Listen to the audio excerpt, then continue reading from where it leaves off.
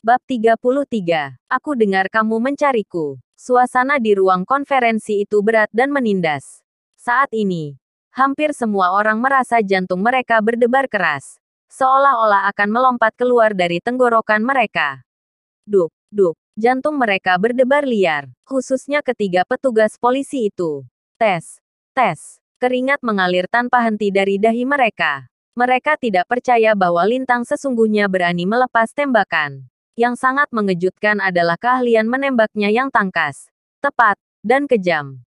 Dengan dua tembakan, pergelangan tangan dua petugas polisi ditembus peluru, yang sangat mengejutkan. Hei, Bung, jangan gegabah. Kau harusnya tahu membunuh polisi itu kejahatan. Polisi botak itu sangat ketakutan. Dia memandang Lintang dengan tatapan seperti orang gila. Begitu polisi itu selesai berbicara, dor, suara ledakan tembakan lain terdengar. Saat peluru langsung menembus lutut pria botak itu. Dan dengan suara berdentam, pria itu jatuh ke lantai, berlutut dengan satu lutut. Kejam, sangat kejam. Kebrutalan Lintang mengejutkan semua orang di ruang konferensi itu. Mereka belum pernah melihat orang gila seperti dia, yang akan menembak hanya karena sedikit perbedaan pendapat. Katakan, siapa yang mengirim kalian? Suara Lintang terdengar acuh tak acuh. Tetapi di telinga petugas botak itu, suaranya bagai halilintar. Ketakutan yang amat sangat muncul di hati petugas botak itu. Kami diminta menangkap Anda. Anda tidak bisa. Dor, suara tembakan lain terdengar. Dan lutut lain petugas botak itu juga menyemburkan darah. Dia kehilangan keseimbangan, jatuh ke lantai, dan mendarat pada kedua lututnya. Rasa sakit yang melonjak menyapu setiap saraf tubuhnya, menyebabkan pria botak itu menjerit kesakitan berulang kali. Namun, momen ini hanyalah awal resmi dari hitungan mundur menuju kematian. 3, 2, titik. Menatap lubang gelap moncong pistol yang mengarah tepat di atas kepalanya sambil mendengar suara Lintang yang sangat dingin.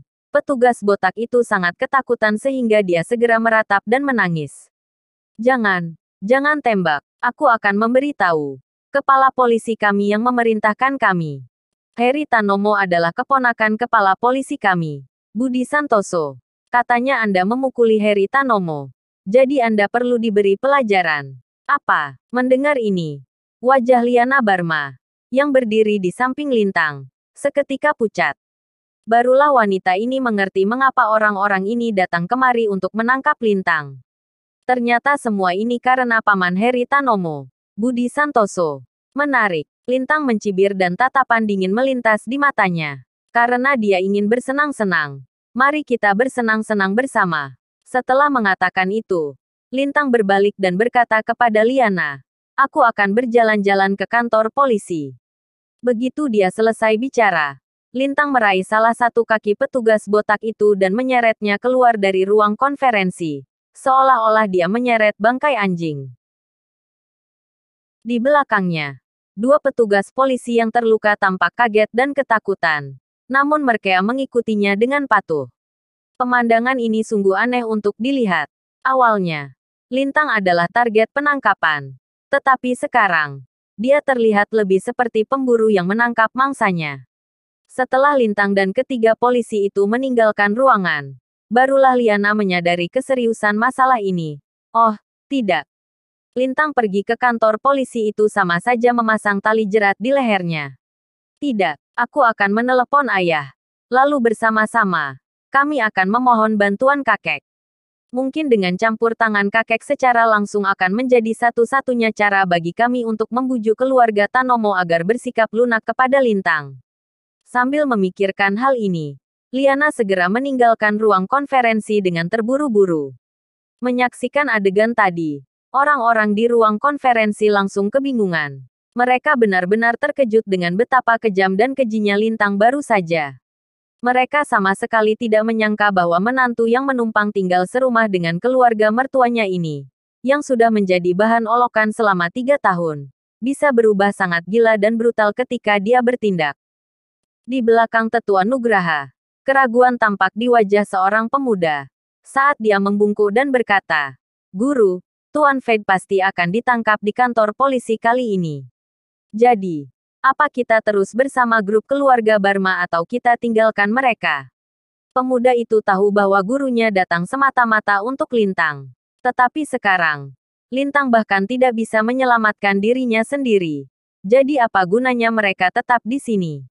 Namun, apa yang terjadi selanjutnya sama sekali tidak disangka bagi pemuda itu. Tetap di sini. Tentu saja. Kita harus tetap di sini. Ekspresi aneh berkilau pada tatapan Tetua Nugraha. Sebelumnya, dia masih menebak-nebak apakah Lintang memang orang itu.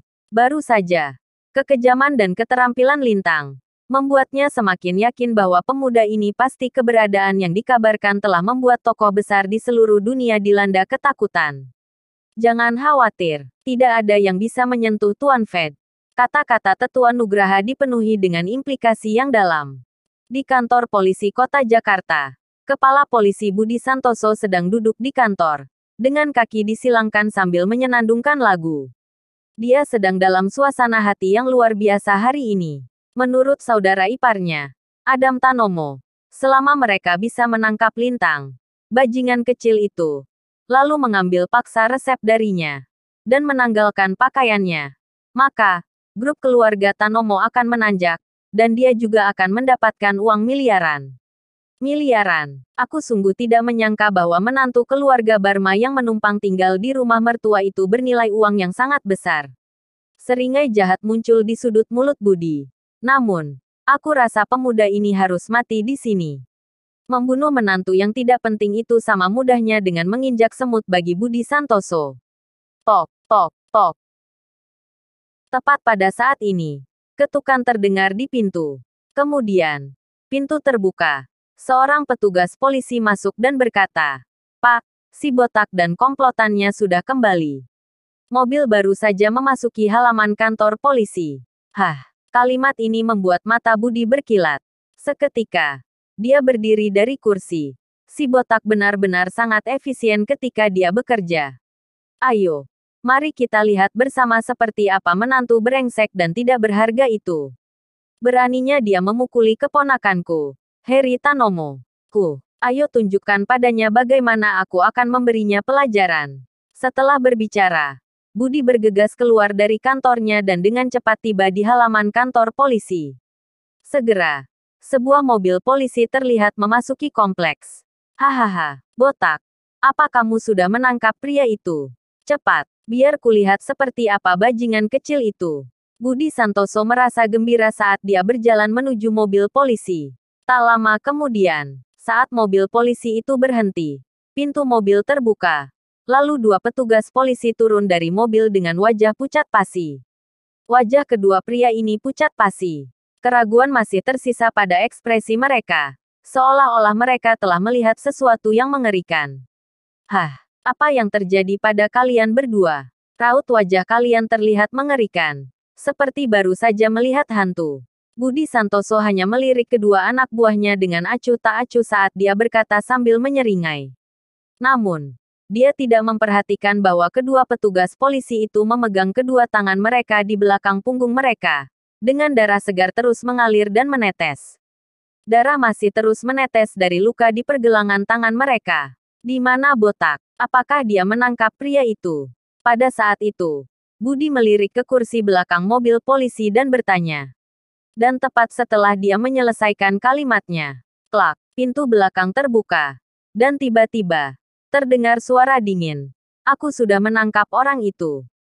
Saat suara mengerikan itu terdengar, sosok yang tampak samar-samar seperti bangkai anjing mati tiba-tiba terlempar dari kursi belakang.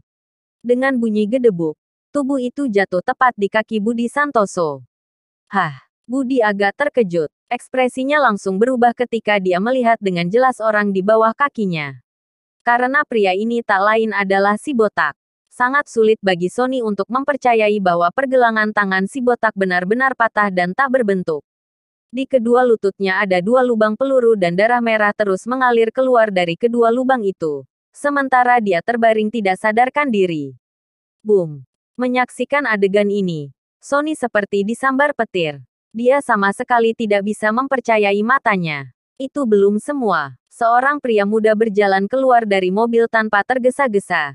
Dan pria itu tidak lain adalah Lintang. Ku dengar kamu mencariku.